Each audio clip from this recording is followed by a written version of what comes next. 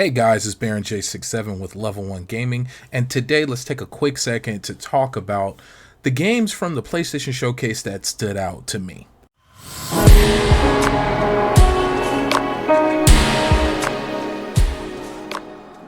First up, Tower of Fantasy. Yes, I know. Yes, this MMORPG that 99% sure has gotcha mechanics stood out to me during this showcase. And then so much so that I even dove in on the internet a little bit to look it up, because I found out that the game is already out on mobile and PC, and it is, like I said earlier, it is a gotcha game, but it doesn't, from the reviews that I've seen, it doesn't punish people too much if you want to enjoy the free-to-play route. Now, it has a large open world game with a lot of different areas, different biomes, everything ranging from a post-apocalyptic city to underwater worlds. Tower of Fantasy can be played solo, but of course, like most games these days, it is going to be a lot more fun with friends. There is no official release date that I can find for the PlayStation 5 version, but yes, Tower of Fantasy did stand out to me. It looked pretty cool. I haven't been playing too many MMORPGs as of late, so this one stands out, and it may be something to take up my time when I boot up the old PS5. Next up, this one has been on my mind since they first announced it. This is not the first place we see Dragon's Dogma 2.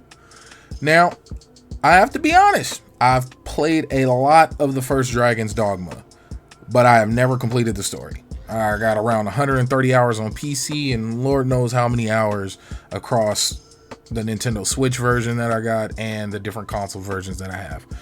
But I will say it is extremely fun. It's extremely difficult. It was ahead of its time then, and there's still so much to do.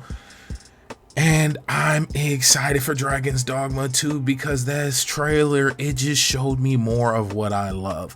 The great giant weird monster fights, the different mechanics, the magic, the variety of ways to combat and do things, whether you want to be a hunter, you want to run around with a bow and arrow, you want to run around with dual blades, sword and shield.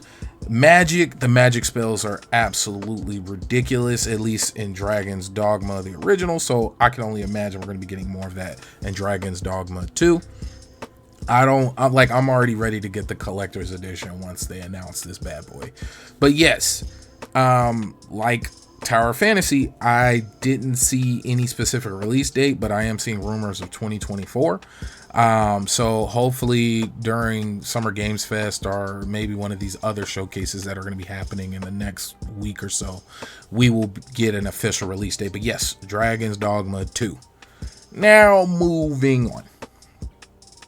The infamous Phantom Blade Zero. Now look, I'm not going to sit here and harp about how this game is, I see people talking about how this game may not be real, or not necessarily that it won't be real, but it won't ever really come out, or that it's not going to be remotely anything like what was shown during the showcase.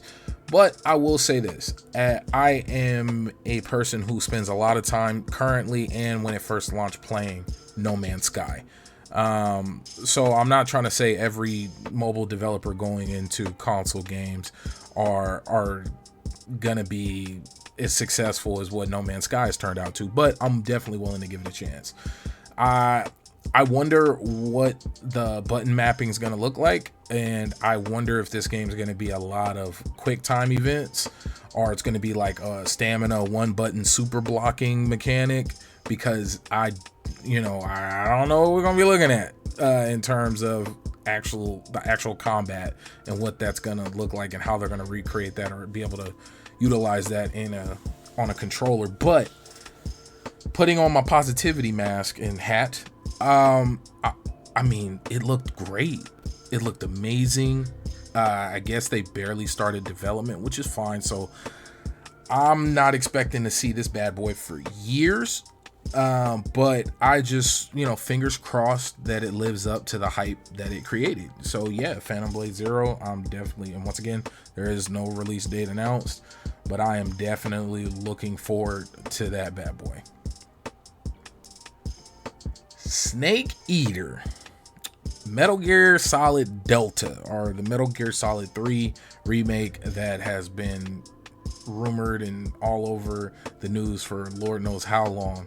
So yes, now we know it's official. And I will say that the trailer, outside of it just showing me that it's real, didn't do much for me. It didn't, it was a complete CGI trailer, was no gameplay. There was no dialogue, at least I don't think so. But I'm hyped for it. I wouldn't mind a large open world scenario such as the Phantom Pain. I don't think it'd be horrible. I don't think too many people would like it, but I know I would. So that's what I'm looking forward to, and I'm hoping that's what we get. I know Kojima's not gonna, from what I understand, doesn't have anything to do with it, and they're gonna be utilizing the original voices from the first game. But I'm just hyped that it's being remade. I'm a little nervous about how it's gonna turn out. I'm hoping for the best. But yes, and once again, I don't think there was a release date for this one either. But yeah, and if there is, I'll flash it across the screen or something, or somebody in the comments let me know. But yes, next up, Towers of Agazba. I'm probably butchering that name, but it is from Dreamlit Game Studios, and this open world game grabbed my attention immediately. It looks like another game for me to get lost in and build horribly designed villages and towns just so I can farm resources, craft, and then go into the sky to land on the back of giant flying creatures. I heard a few jokes about this being, bootleg Breath of the Wild, but I don't mind. And I can imagine that the price point for this game is not going to be too extreme, so it'll make it a lot easier for me to jump into. I don't know if I'll go for the early access version of this game because my backlog is just absolutely silly, and that's all I need is another game that's not done and to be playing multiple versions of it. I'll just wait until this one fully launches.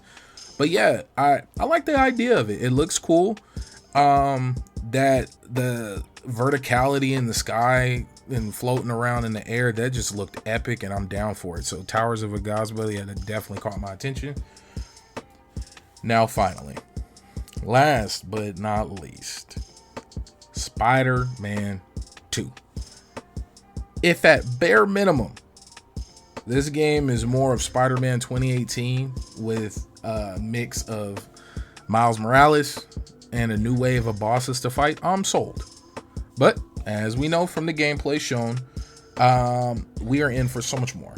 More environments, more ways to traverse. I mean, you've seen the flight, the wings, or not the wings, but the squirrel suit ability with the webs floating around, the way you're able to creep around during the indoor missions with Miles, walking along the webs like a tightrope. It's a lot going on and a lot more, and I'm down for it. A part of me wishes they wouldn't have showed so much during the trailer, but because that just seems like such a big piece of the game. But who knows? It's probably just like the beginning of the game. But I'm hyped for it. I'm sold. It's definitely a console seller.